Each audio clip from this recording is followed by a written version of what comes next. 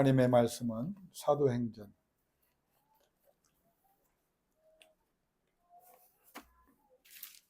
2장 37절부터 47절까지의 말씀입니다. 사도행전 2장 37절부터 47절까지의 말씀. 우리 같이 받들어 봉독합니다. 그들이 이 말을 듣고 마음에 찔려 베드로와 다른 사도들에게 물어 이르되, 형제들아, 우리가 어찌할꼬 하거늘. 베드로가 이르되, 너희가 회개하여 각각 예수 그리스도의 이름으로 세례를 받고 죄 사함을 받으라.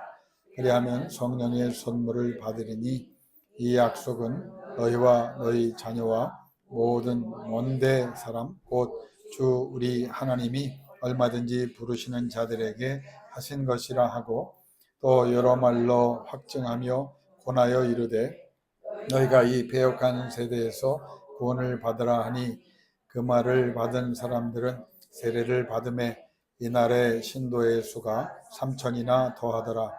그들이 사도의 가르침을 받아 서로 교제하고 떡을 떼며 오로지 기도하기를 힘쓰니라. 사람마다 두려워하는데 사달로 말미암아 기사와 표적이 많이 나타나니, 믿는 사람이 다 함께 있어 모든 물건을 서로 통용하고 또 재산과 소유를 팔아 각 사람의 필요를 따라 나눠주며 날마다 마음을 같이하여 성전에 모이기를 힘쓰고 집에서 떡을 떼며 기쁨과 순전한 마음으로 음식을 먹고 하나님을 찬미하며 또 온 백성에게 칭송을 받으니, 주께서 구원받는 사람을 날마다 더하게 하시니라. 아멘. 47절만 제가 한 번 더 받들어 봉독합니다. 하나님을 찬미하며 또 온 백성에게 칭송을 받으니 주께서 구원받는 사람을 날마다 더하게 하시니라. 아멘.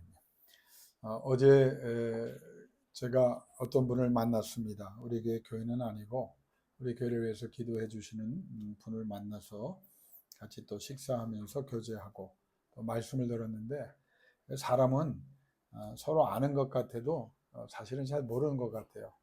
내가 그분을 알고 지낸 지가 한 20년은 조금 안 되네요. 20년 안 되는데 성함도 알고 또 기도 제목도 많이 주셔서 기도하는 분이기 때문에 안다고 생각했는데, 어제는 주로 제가 말하기보다 그분이 그 살아온 삶을 듣고 그분이 참 훌륭하다.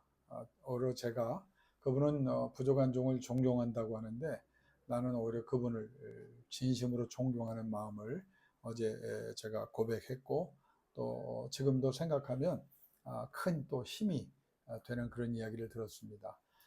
여자분인데 이제 70 넘으신 분입니다. 근데 그분이 살아온 삶을 듣는데 일생이 쉽지 않았더라고요. 그러니까 집안이 이렇게 현재까지 오는데 굉장히 어려움을 많이 겪었고, 최소로 봐도 44년 정도를 굉장히 신앙적으로도 힘든 그런 삶을 살아오신 것을 제가 어제 들었습니다.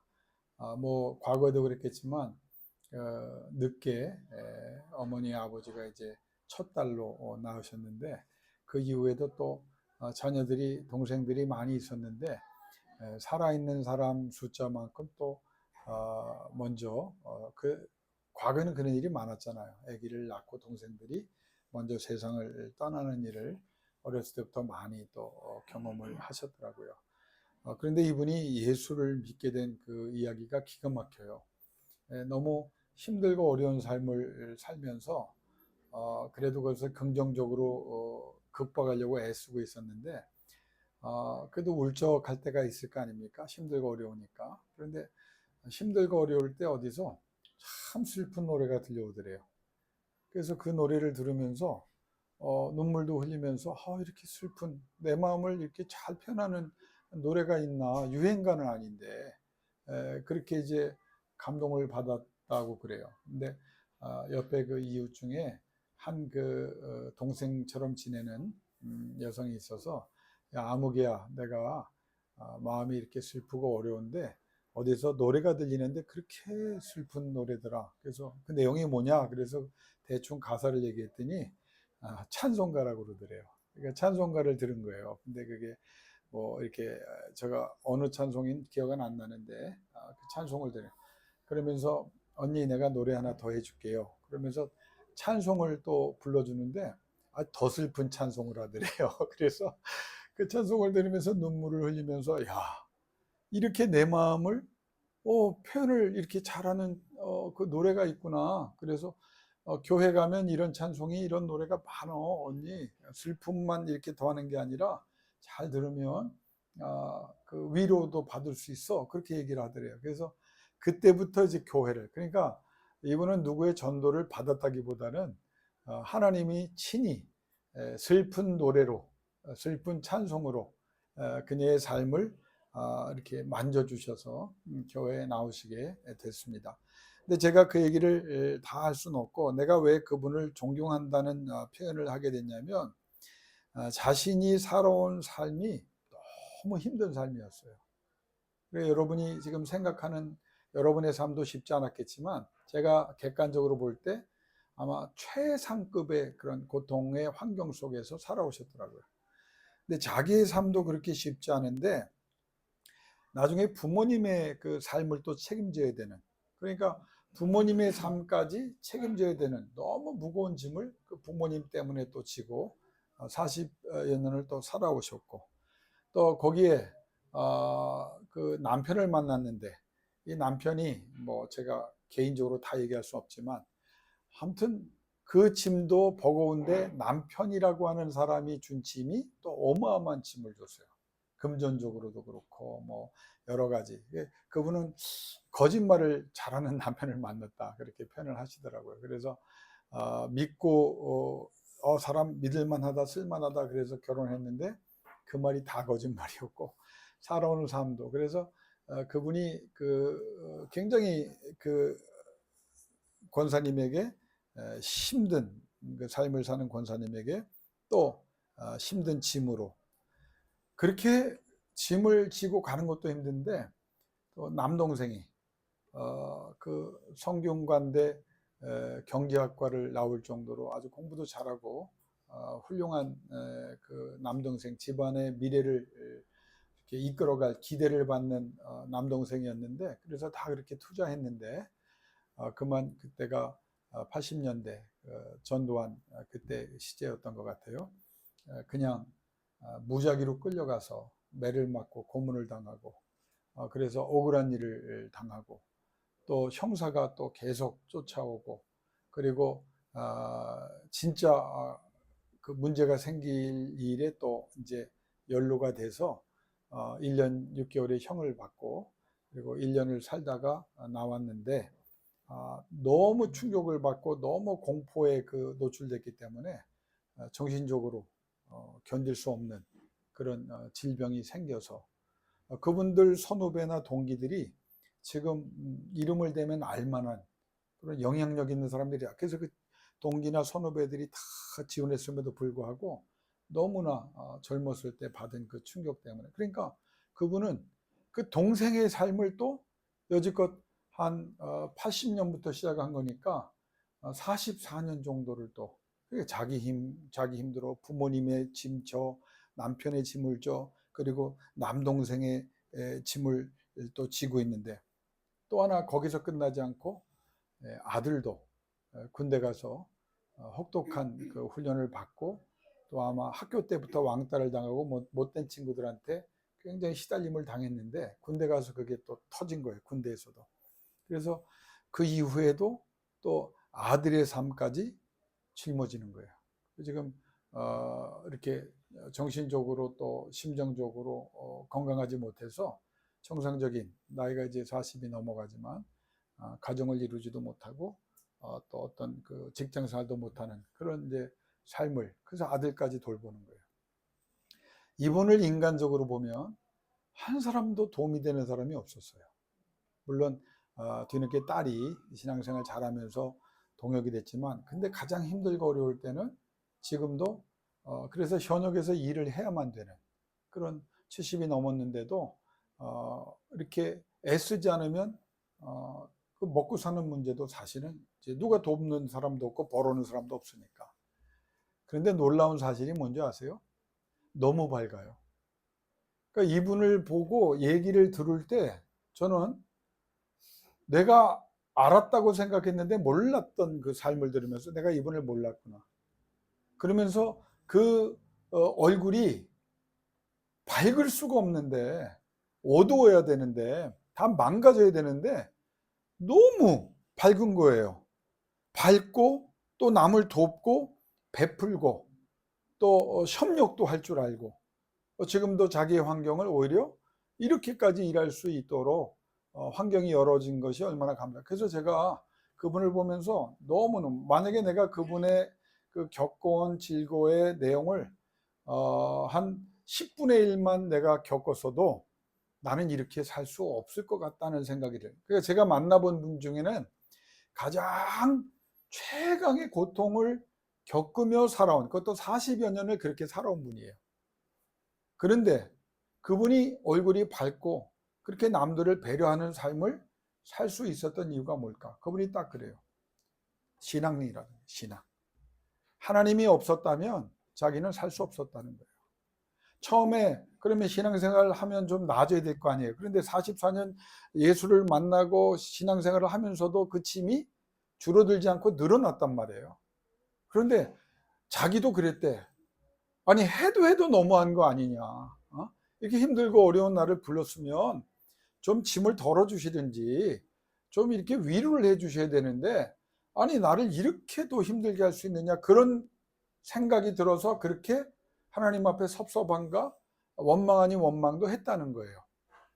그런데 말씀을 연구하고 말씀을 붙잡고 살아가려고 했으면서 그분이 거기 하나를 더 했어요. 힘들고 어려울 때마다 기도하기 시작했다는 거예요. 기도하고 또 기도.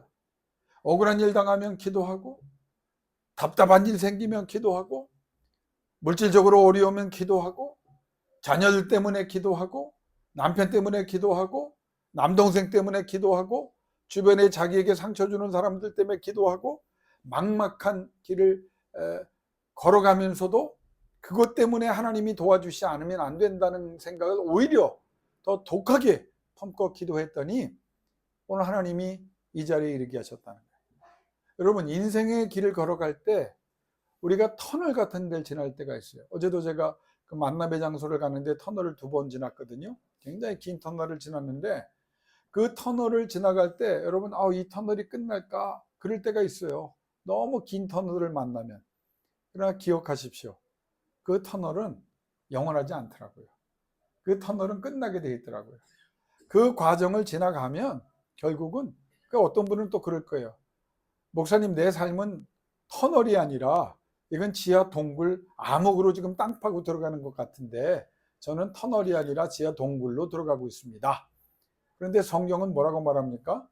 하나님은 어떤 하나님이세요? 지하 동굴로 들어가고 끝나는 인생이 완전히 절망과 사막으로 가는 것 같아도 믿음을 가지고 기도하는 사람에게는 하나님이 그 동굴의 방향을 지상으로 열어주실 것이고, 하나님께서 원하시는 은혜의 자리로 여러분을 이끌어 가신다는 믿음을 갖고 끝이라고 생각하지 말고 절망이라고 생각하지 말고 오히려 그것 때문에 하나님 앞에 눈물 뿌려 부르짖다가 하나님의 은혜로 치료되고 회복되는 역사가 있기를 주의 이름으로 축원합니다. 어제 그 감동을 받았어요. 이분은 하나님께서 약속의 자리에 세워준다는 믿음을 가지고 몸부림쳤는데, 그래서 실제적으로 어려움이 있지만 그 과정 때마다 하나님이 주신 은혜가 커서 지금 밝게 살 수 있다는 거거든요. 그 하나님이 과거에 몇 번으로 끝나는 것이 아니라 앞으로도 계속 도와줄 것이라고 하는 믿음이 있기 때문에 자기는 하나님의 은혜로 이만치 살아왔고 앞으로도 살아갈 것이라고 이야기를 하더라고요. 성경을 보세요. 너희가 사막을 지나고 광야를 지날 때에도 바닷물이 너희 앞을 가로막아도 홍해를 마른 길처럼 건너게 하시고 사막을 초지로 바꾸시며 광야를 에덴 동산으로 만드시는 그 하나님의 역사가 오늘 우리의 마음속에 이미 은혜로 주어졌어요. 그러니까 여러분이 가는 곳에 그냥 좋은 곳으로 인도함 받는다는 그 말씀을 깊이 생각해 보면, 여러분이 간 데가 사막이고 여러분이 거하는 곳이 광야인데 희망과 소망을 잃어버린 곳인데, 그곳에서 여러분이 기도했더니 하나님이 초지를 만들어 주시고 하나님께서 에덴 동산으로 바꾸시고 하나님께서 가장 성공한 사람으로 여러분을 세워주신다는 그 믿음을 굳건히 붙잡고 터널이 지날 걸로 믿고, 지하 동굴이라면 하나님이 지상으로 이끌어내실 것이고 길을 열어줄 것이라, 시온의 대로를 열어준다는 그 믿음을 가지고 하나님의 도움으로 이 어렵고 힘든 과정을 승리로 바꿀 수 있도록 하나님 앞에 세움받기를 주 이름으로 축원합니다. 저는 왜 지난 몇 주 동안 급하고 강한 바람 같은 성령의 역사를 강조했냐면, 여러분, 안 되고 있다고 안 된 게 아니거든요. 믿음의 사람에게는. 저는 그걸 분명히 믿어요. 내가 기도하고 있는데, 내가 신앙생활하고 있는데, 내가 예배하고 있는데, 내가 주 이름을 부르고 있는데, 여지껏 내가 살아온 삶이 힘들고 계속 무거운 짐만 더해가고 나는 절망이요 사망으로 가는 것 같아도 그렇지 않다는 거예요. 끝난 게 아니라는 거예요. 부흥이라고 하는 것은 급하고 강한 바람 같은 성령의 역사가 일어나면 일어나는 것이거든요. 그럼 부흥은 뭐냐? 끝자락이에요. 희망이 없어요. 소망이 없어요. 이미 나는 판결 난 것 같은 인생이에요. 그럼에도 불구하고 그 하나님 앞에 그 부흥을 주시는 급하고 강한 바람 같은 성령의 역사로 신속하게 환경을 바꾸시고 삶의 내용을 바꾸시는 그 하나님이 있기 때문에 여러분, 포기하면 안 되는 것이고 좌절하고 실망하고 여러분이 판단하면 안 된다는 거예요. 저는 분명히 믿습니다. 지금 안 되고 있어요? 여러분이 기도하고 있으면 되는 순간이 옵니다. 그게 하나님의 역사예요. 그게 급하고 강한 바람 같은 성령의 역사입니다. 믿음의 사람은 뭐예요? 안 되는 걸 되게 하시는 하나님이 드러나게 하는 거예요. 사람들은 포기했는데 그곳에서 하나님의 영광이, 하나님의 은혜와 복이 드러나게 하는 거예요. 사람들이 여러분을 향해서 끝났다, 소망이 없다라고 말할 때, 봐라! 결국 나는 너희 앞에 설 것이고 하나님의 영광을 드러낼 것이고 하나님이 내게 응답해 주실 것이다. 저는 힘들고 어려울 때 하나님의 여러 가지 모습 속에 특별히 요즘 붙잡는 게 뭐냐? 급하고 강한 바람 같이 신속하게 응답하시는 그 하나님을 내가 묵상하고 그 하나님 앞에 엎드려 기도합니다. 왜? 하나님의 성령을 통해서 우리에게 주신 은혜는, 하나님은 개입하사 우리의 고통과 우리의 절망과 우리의 상처를 더 이상 악화되지 않도록 중지시키는 데 빠른 하나님이에요.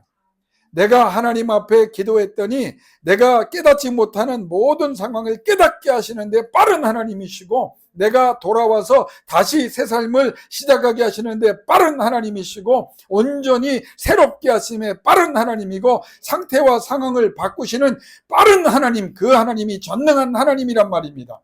회복과 부어짐으로 넘치게 하시는데 빠른 하나님이고, 우리의 적들과 어려움을 제거하고 진멸하심에 빠른 하나님이고, 우리를 위한 하나님의 뜻을 이루어 주심에 빠른 하나님이고, 우리를 능력 있게 하심에 빠른 하나님이고, 우리를 평안의 삶을 살게 하시는데 빠른 하나님이고, 하나님의 전능을 발휘하심에 빠른 하나님입니다.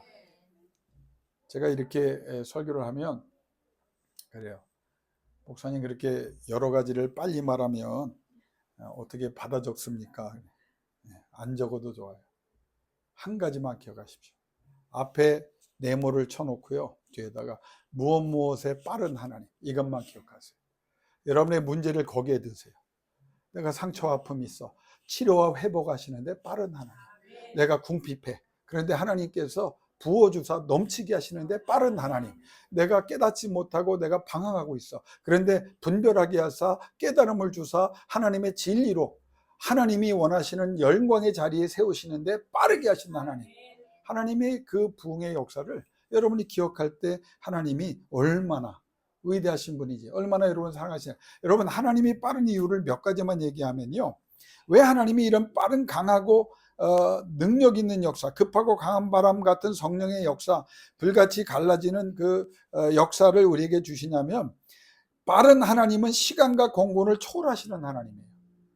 내 시간과 내가 생각하는 공간에 갇혀있는 하나님이 아니에요. 이걸 넘어가신 하나님이에요. 빠른 하나님은 어떤 상태와 상황도 뛰어넘으신 하나님이에요. 내가 못한다고 하나님이 못합니까? 그럼 하나님 그만하셔야죠. 내가 생각할 때, 사람들이 말할 때 이거는 절망이요, 도저히 소망도 없고 긍정적인 생각도 있을 수 없다, 끝났다라고 말하는데, 하나님도 그런 상황과 상황에 무기력하다면 하나님이 아니죠. 근데 하나님 뭐라고 말합니까? 나는 그걸 넘어선다. 내가 그걸 주장한다는 거예요. 어떤 대적도 상관없이 하나님은 빠르게 역사하시는 분이에요. 그래서 하나님의 빠름에 대해서 여러분이 몇 가지만 기억하면 좋겠는데, 하나님은 왜 그렇게 빠른 분이고 빠르게 역사하냐면 하나님의 자녀를 향한 뜨거운 마음이 얼마나 강력한지를 보여주는 거예요. 외롭다고 말하지 마세요. 하나님 여러분 떠난 적이 없고요.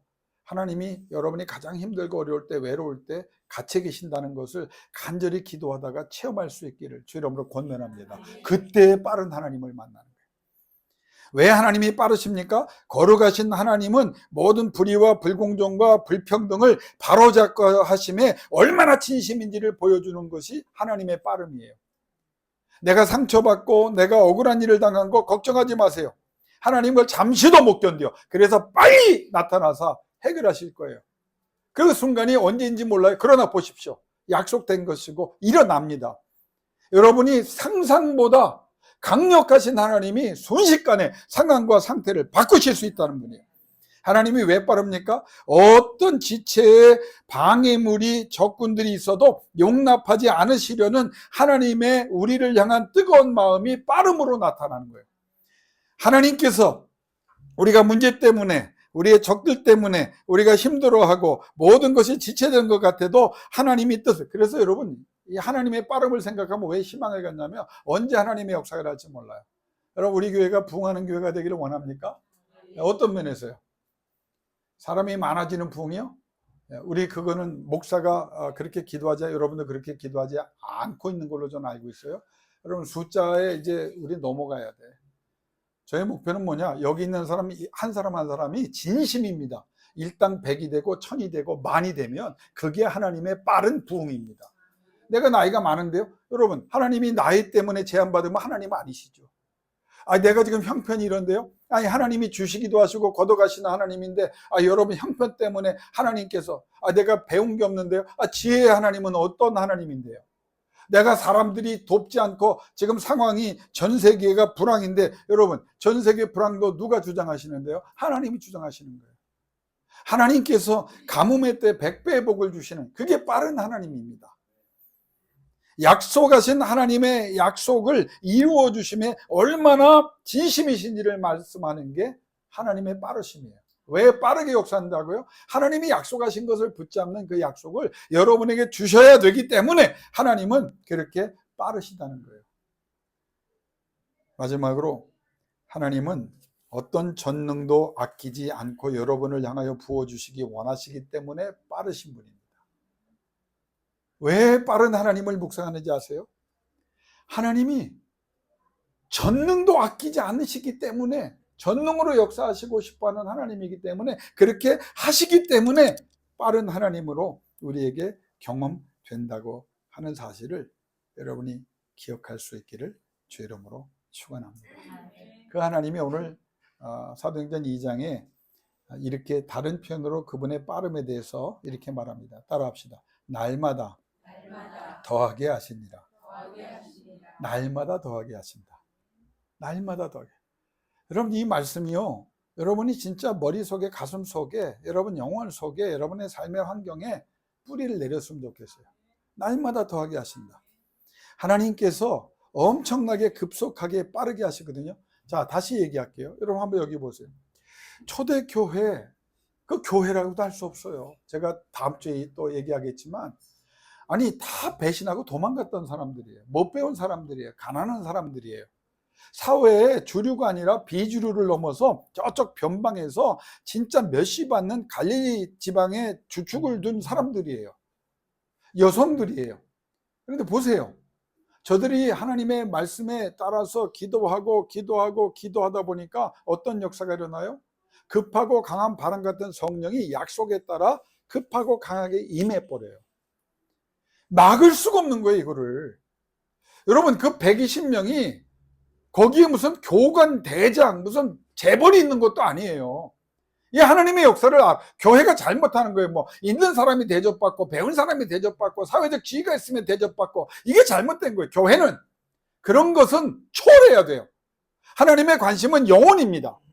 하나님의 관심은 여러분 한 사람 한 사람이 어떤 환경에 있든지 어떤 배경을 가졌든지, 근데 그 사람이 왜 하나님께 쓰임을 받느냐, 하나님에 대한 열정을 갖고 하나님에 대한 약속에 대한 믿음을 갖고, 그래서 그 하나님의 영광을 드러내기 위하여 가진 모든 것을 다 동원하여 하나님 내가 여기 있사오니 나를 통하여 영광을 거두시고 역사하여 주옵소서 라고 기도할 때, 하나님은 급하고 강한 바람같이 여러분에게 임하사 여러분의 모든 필요한 것들을 급하고 강한 바람같이 채워주셔서 하나님이 이루시고자 하는 놀라운 일을, 누구도 할 수 없는 일을 이루어 주실 줄로 믿습니다. 120명이 세계를 바꿨잖아요. 120명이 그 못 배운 사람들이, 가난한 사람들이, 주류가 여성인 사람들이 다 나중에 예루살렘 교회 보면 교회에 나와야 먹고 살 수 있는 사람들이 많았어요. 실제로 나누지 않으면 굶는 사람들, 그런 사람들이 모였다고. 그런데 그들에게 성령이 임하니까 하나님이 하시고 싶은 일을 다 하잖아요. 이게 진짜 교회고 이게 진짜 성도입니다. 트리니티 연합교회의 기도 제목이 뭔지 아세요? 이런 역사예요. 이런 역사. 여러분이 안 되고 있어요? 할렐루야! 기도하여 잘 되는 자리에 하나님이 세워주시면 되는 거 아니에요? 왜 안 된다고 말하고 소망이 없다, 난 끝났다고 말합니까? 하나님이 일하고 계신데, 하나님이 앞서가시는데, 앞서가신 하나님께서 얼마나 위대한 일을 하시는데, 그래서 이 성경을 보면 걱정하지 말라는 거예요. 왜? 이미 하나님이 이루어 주신 것이 있고 하나님이 이루어 가신다는 거예요. 그래서 그 표현이 뭐냐, 이런 역사가 어떻게 일어났느냐, 저들에게 급하고 강한 바람 같은 불의 혀같이 갈라지는 성령이 임하시니까 하나님이 그 다음 일이 이 일을 하는 거예요. 41절에 한번 따라 합시다. 더하셨다. 47절 따라합니다. 더하게 하시니라. 두 번 얘기해요. 왜 하나님 앞에 우리가 믿음을 가지고 포기하지 말고 힘들고 어려워도 그 하나님께 소망을 두고 하나님 앞에 간절히 기도해야 되냐면, 하나님이 더하셨다는 거예요. 원문을 찾아봤더니 이건 인간이 할 수 없는 하나님의 역사를 말하는데 덧붙여 주셨다는 거예요. 여러분, 이 삶의 영향, 그 실제적인 삶에도 여러분이 이걸 기대해야 돼요. 하나님의 성령이 여러분에게 임하여 여러분이 간절히 기도하여 하나님의 성령이 역사하고 급하고 강한 바람 같은 성령으로 은혜를 주시기 시작하면 첫 번째 나타나는 것이 덧붙여 주셨다는 거예요. 이거는 시간적으로 빠른 확장을 얘기합니다. 굉장히 빠르게. 여러분이 10년 동안 못한 일, 여러분 하나님의 급하고 강한 바람 같은 성령이 임하면 하루도 되는 거예요. 여러분이 못했다고 여러분 시간 개념을 가지고 내가 여기까지 오는데 10년 걸렸으니까 하나님이 좀 빠르면 5년 정도, 아니에요. 5년이 아니라 1년이 아니라 한 달이 아니라 한순간에도 1초에도 하나님은 더 하시면 시간의 확장을 허락해 주신다. 두 번째는 증거시켜 주셨다. 이건 숫자와 크기의 확장이에요. 나는 하나를 가졌어요. 근데 하나님이 복을 주세요. 그때 이게 하나가 몇 개가 돼요? 나는 하나밖에 없어. 근데 하나님이 복을 주세요. 장영근 집사님, 나 하나 가졌어. 장 집사님 하나 가졌어. 근데 간절히 기도해 성령이 맺더니 하나님이 복을 주셔. 그럼 이게 몇 개가 돼요? 장영근 집사님이 여러 분 계시네요, 우리 교회에. 예. 믿음대로 될지어다. 무한대요. 이게 하나님 오병의 역사. 여러분 뭘 말합니까? 주님의 손에 붙잡힌 바 되라. 하나님이 복을 주세요. 축사하십니다. 그랬더니 물고기 2마리와 떡 5개가 몇 명을 먹여요? 5,000명을 먹이고 몇 광주리가 남아요? 훌륭한 권사님이네. 예. 여러분 그걸 왜 우리가 붙잡아야 돼요?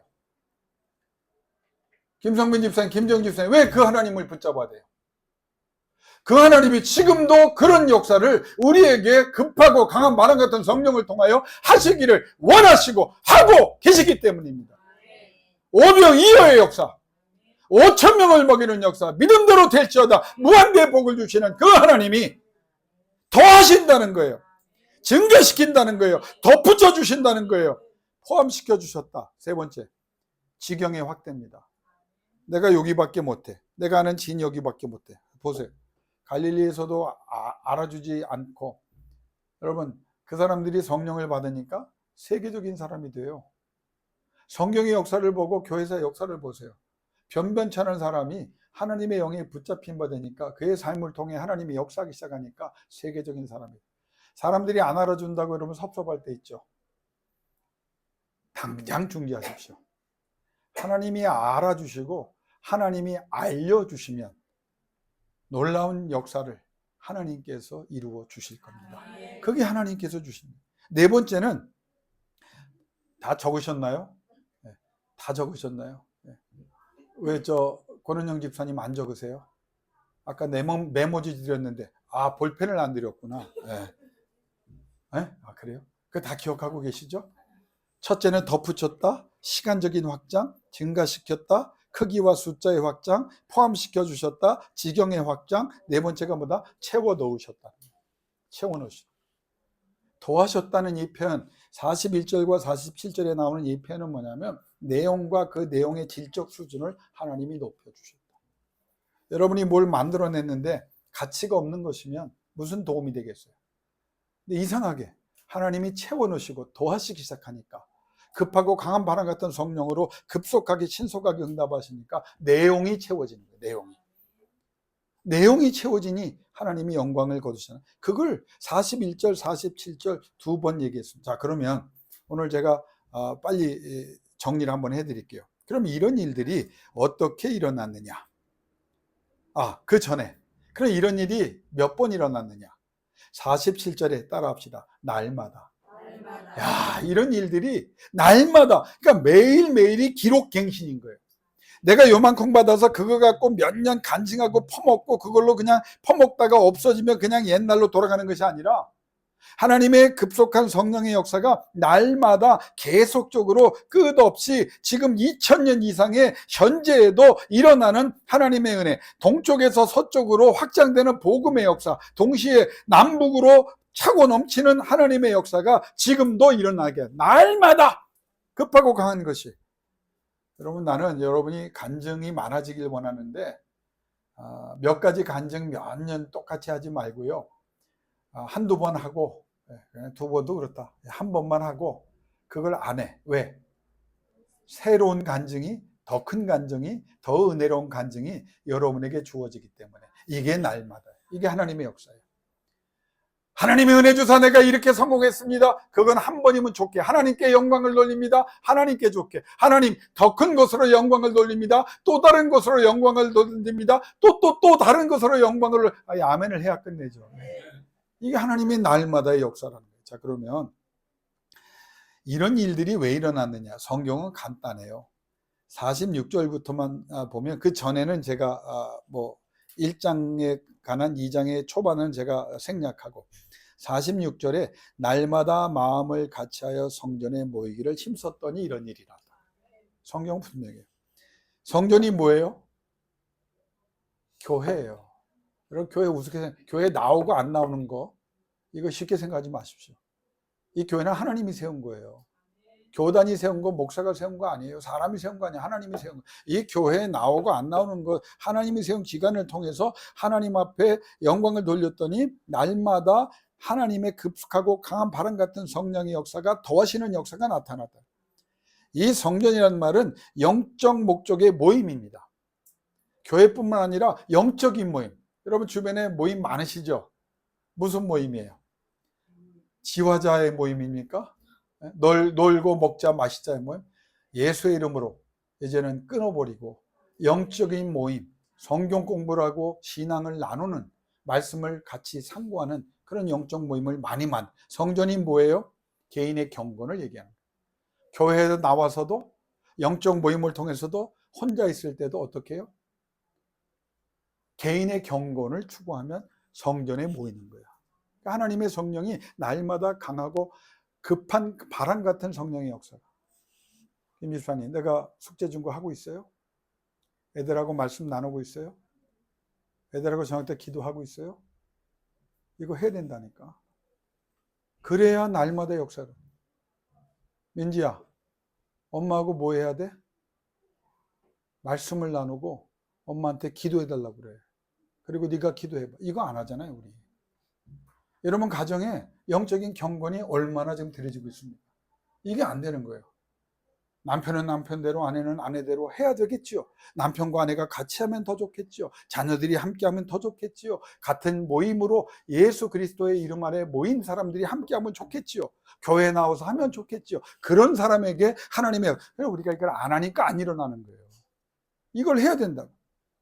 42절에 따라합시다. 사도들의 가르침을 받고, 성경은 간단해요. 사도들의 가르침을 받으면, 그러면 이게 사도의 가르침은 뭐냐? 말씀을 배웠다는 말이고, 말씀대로 살았다는 말이고, 말씀을 전파했다는 세 가지 말입니다. 말씀을 받았어요. 그 다음에 어떻게 해야 돼요? 말씀대로 안 살아요, 우리가. 그러니까 급하고 강한 바람 같은 성령의 역사가 없는 거예요. 말씀으로 안 살아. 머리에는 들어갔는데, 이성으로는 알고 있는데, 여러분의 삶은 옛사람이야. 옛 방식이야. 안 돼요. 더 나아가서 사도들의 가르침을 전파했더니 급하고 강한 바람 같은 역사가 일어났어요. 여러분, 내가 오늘 여러분 야단치는 건 아니에요. 올해 여러분 전도를 몇 번이나 해봤나요? 예수 믿으라고 몇 번이나 해봤나요? 기도 많이 하셨죠? 잘하셨어요. 그러나 입으로 예수를 전하는 그 삶이 있어야 하나님이 역사하는 거예요. 이상하게 하나님이 일해야 하나님이 역사해 주십니다. 기도를 하는 것도 중요하죠. 그런데 뭔가를 하세요. 말씀을 붙잡고 기도하면서 말씀을 전해보세요. 그러면 하나님의 지경을 넓히는 역사가, 영향력의 역사가, 권능과 권세의 역사가 있어요. 한국교회가 이거를 안 하기 때문에, 여러분이 안 하기 때문에 급하고 강한 바람 같은 강력한 역사가, 신속한 하나님의 은혜가 안 임하고 있다는 겁니다. 그렇게 했더니 하나님이 역사했어요.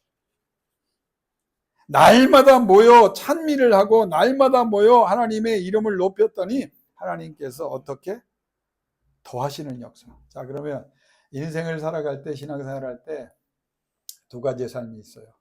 중간은 없어요. 더하시는 삶을 살고 있습니까? 뺄셈의 삶을 살고 있어요. 하나님의 역사는 더하시는 삶. 더하시는 삶. 영어로 added라고. 더하셨다. 뺄셈이 아니에요. 우리의 인생이 왜 힘들고 어려우냐? 자꾸 빠지는 일만 우리가 하는 거예요. 발전을 해야 되는데 발전하지 못하니까, 채워져야 하는데 채워지지 못하니까 늘 빠져나가니까 힘들고 어려운 거예요. 근데 저는 마지막 하이라이트는 이렇게 급하고 강한 바람 같은 성령의 역사가 계속되려면 한 가지를 여러분 기억해야 돼요. 12장 5절을 제가 설교하면서, 사도행전 12장 5절, 초대교회는 어떤 성도들이었다고 그랬어요? 헤롯 왕이 죽이려고 하고 베드로가 잡히고 야고보는 죽고 난리가 났죠. 그들이 어떻게 대응했다고요? 간절한 기도. 자, 보세요. 여기에 보면 오늘 본문에 따라합시다. 오로지 기도하기를 힘쓰니라. 그래서 여러분 기도를 강조하는 거예요. 오로지란 말을 그대로 표현해 볼까요? 딴 거 안 했다는 거예요. 말씀을 받고 말씀을 전하면서 어떻게 그 동력이, 그 능력이 어떻게 하나님 앞에 오로지 기도했다. 원문을 보니까 기도하는 일에, 말씀을 듣는 일도 그렇지만 하나님의 말씀을 붙잡고 그 말씀 위에서 기도하는 일에 헌신했다, 그렇게 표현을 해요. 혼자서도 기도하고 모여서도 기도하고 기도하는 일에 최선을 다했더니 하나님이 어떻게 해요? 급하고 강한 바람 같은 성령이 없어. 질문할게요. 덧셈의 삶을 살고 싶으십니까? 오로지 기도하십시오. 하나님이 날마다 더하는 삶을 살기를 원하십니까? 간절히 기도하세요. 자, 그러면 이제 이것만 하고 제가 마칠게요. 간절히 기도한다. 세상에 간절하지 않은 기도가 있다는 말입니까? 아니에요. 모든 기도는 오로지 간절히 기도만 있어야 돼. 식사 기도하시죠. 김명 권사님. 왜 나만 갖고 그래? 그러지 말고 식사 기도하시죠. 그 식사 기도 어떻게 해야 돼요? 식사 기도 어떻게 해야 돼요? 예? 간절히 기도해요. 여러분, 성경이 우리에게 주는 거는 모든 기도는 다 간절해야 돼요. 여러분, 자녀를 위해 기도할 때 대충 기도하는 분 계세요? 어떻게 기도해야 돼요? 간절히 기도. 나를 위해 기도할 때 여러분 어떻게 기도하세요? 간절히 기도해요. 식사 기도도 간절히 하라는 이유가 뭐냐? 모든 기도는 간절히 돼요. 예수님도 간절히 기도했어요. 모든 기도를 간절히 기도했어요. 대충 하는 기도 그런 기도가 없어요. 간절한 기도 하나님이 도와주시네요. 12장에 가면 저들이 간절히 기도했다는 뜻이 뭐예요? 야고보 죽었어. 목이 잘려서. 베드로는 잡혀 들어갔어. 오늘 밤만 지나면 또 죽어. 교회는 끝나는 것 같아. 저들을 도와주는 세력은 아무도 없어. 왕도 죽이려고 하고 산헤드린 공회도 죽이려고 하고 로마 군대도 죽이려고 하고 유대인들도 죽이려고 하고 실제로 스데반도 죽고 다 죽었어. 저들이 마지막 붙잡은 게 뭐냐? 간절히 기도해요. 진짜 기도를 했다는 거예요. 그랬더니 어떻게 해요? 헤롯 왕이 죽어버려요. 12장 보세요. 헤롯 왕이 죽어버려요. 하나님께서 우리에게 원하는 기도는 무엇이냐? 간절히 기도해야 돼요. 간절히. 여러분 가정을 위해 여러분을 위하여 간절히 기도. 모든 기도는 간절히. 식사 기도도 간절히 하세요. 이 음식을 주신 하나님께 간절히 감사하고 이 음식이 내 몸과 마음과 생각과 영혼을 튼튼하게 하여 하나님 앞에 충성하게 해달라고 간절히 기도하세요. 여러분 자녀들이 집을 떠나 학교로 가든 어디로 가든 간절히 기도해 주세요. 여러분이 누구를 만나든 간절히 기도해 주세요. 내 자녀가 지금 떠나 있어요. 간절히 기도하세요. 내 환경이 어려워요. 간절히 기도하세요. 하나님 앞에 간절하지 않을 기도는 아무것도 없어요. 모든 기도를 다 간절히 해야 됩니다. 왜? 우리의 삶이 하나도 쉬운 것이 없으니까. 그러면 12장의 내용을 이제 짚고 설교를 마치려고 합니다. 망하게 됐어. 끝났어. 죽게 됐어. 저들이 간절히 기도합니다. 그때 간절함은 어떤 기도였을까요? 내용이 뭐였을까요? 생각을 해보세요. 예? 베드로를 살려주세요. 우리를 살려주세요. 우리를 도와주세요. 우리를 지켜주세요. 우리를 인도해주세요. 여러분 잘 들으세요. 간절히 기도하여 하나님의 급하고 강한 바람 같은 역사를 일으키는 기도를 내가 말할게요. 거두절미하고 거룩하신 하나님. 여러분이 그렇게 안 해도 그분은 거룩해요. 거룩하신 하나님 도와주세요. 거룩하신 하나님 살려주세요. 이 기도를 끊이지 않고 했어요. 한 번만 하지 마세요. 살려주시는 역사가 나타날 때까지 살려주세요. 여러분 아멘 준비합시다. 하나님 살려주세요. 하나님 도와주세요. 하나님 인도해 주세요. 하나님 복 주세요. 하나님 사용해 주세요. 이게 간절한 기도예요. 하나님 도와주세요. 여러분 가슴이 뜨거워야 돼. 하나님 나 불쌍히 여겨주세요. 눈물이 터져야 돼. 하나님 내 자녀 통하여 영광을 거둬주세요. 막 견딜 수 없는 폭발 같은 내 마음의 터전함이 하나님께 드려진다면 간절한 기도예요. 사랑하는 성도 여러분, 급하고 강한 바람같이 신속하게 응답하신 하나님은 지금도 여기 계십니다. 그 하나님이 역사하는 방법은 딱 하나예요. 하나님! 지금 도와주세요. 빨리 도와주세요. 오늘 지나면 베드로가 죽으면 우리 못 견딥니다. 살려주세요. 그랬더니 살려주시잖아요.